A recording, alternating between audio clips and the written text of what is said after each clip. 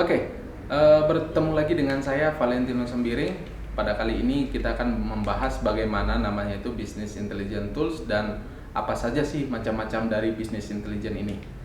Oke, di dalam Business Intelligence ini ada beberapa poin yang kita harus mempelajari bagaimana data resource atau data consolidation, dan juga ini akan berubah menjadi data warehouse. Data warehouse ini akan kita pre-processing terhadap prepare data, dan juga setelah prepare data kita itu lakukan namanya data mining. Jadi jangan heran bahwa data mining ini juga berperan aktif terhadap namanya itu business intelligence.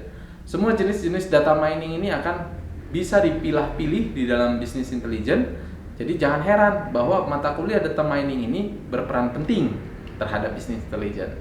Setelah data mining ini kita lakukan terhadap data dari prepare data, kita akan melakukan namanya evaluation. Nah, evaluasi dari sistem ini kita akan memperoleh namanya itu knowledge bagaimana pola dan tingkah laku dari data, sehingga kita bisa dapat mengambil keputusan bahwa data atau barang dapat didistribusikan di kota mana yang kita prioritaskan. Oke.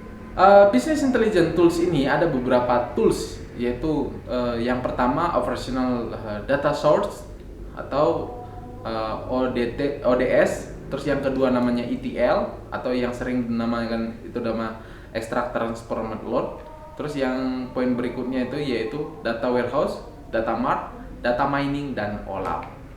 Oke, kita akan bahas satu-satu. Yang pertama, Business Intelligence terhadap Operational Data Source. Nah, ini untuk mengkoleksi data dari beberapa sumber, termasuk operation database.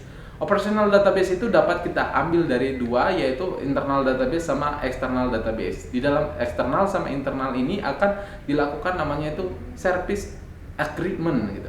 Nah, dari service-nya ini akan namanya itu kita combine datanya. Nah, ini merupakan salah satu operational data source. Terus yang kedua yaitu namanya itu ETL tools, yang dimana kita sering ketahui namanya adalah Extract Transform Load. Nah, gambar berikut ini merupakan ada namanya itu bagaimana proses ETL dilakukan di dalam data warehouse atau di dalam business intelligence.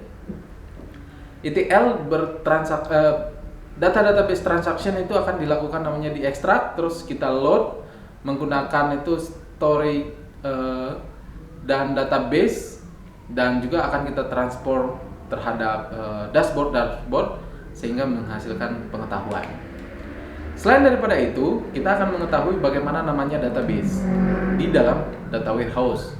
Data warehouse adalah koleksi data yang memiliki sifat subject oriented dan integrate, time variant, dan non volatile. Berikut adalah contoh dari arsitektur dari data warehouse, yaitu ada beberapa dari dari CRM, billing, ERP, dan flat file. Ini dilakukan disebutnya itu adalah ETL. Nah, dari ETL ini ada namanya itu akan dikoleksi di dalam satu namanya itu data warehouse. Dari data warehouse ini akan kita memerlukan namanya itu reporting menggunakan namanya itu query, dan juga akan menghasilkan reporting, analisis, dan juga dibantu dengan data mining. Nah, bagaimana sih subject oriented ini sendiri? Nah, ini dapat didefinisikan bagaimana diorganisasikan dalam terminologi bisnis, seperti dikelompokkan berdasarkan subjek bisnis seperti yang ada di depan ini, yaitu pelanggan, produk, sales, dan daerah. Nah, ingat pada business intelligence disebutnya itu adalah data warehouse sangat unik, yaitu normalization is not relevant. Ini sangat berbeda sekali dengan sistem ERD yang sering kita lakukan, yaitu harus berrelasi di sini bahwa database dalam data warehouse tidak normal. Jadi tidak dimungkinkan itu normal. Jadi nggak usah dinormalkan lagi. Anormal dia juga sangat berperan penting.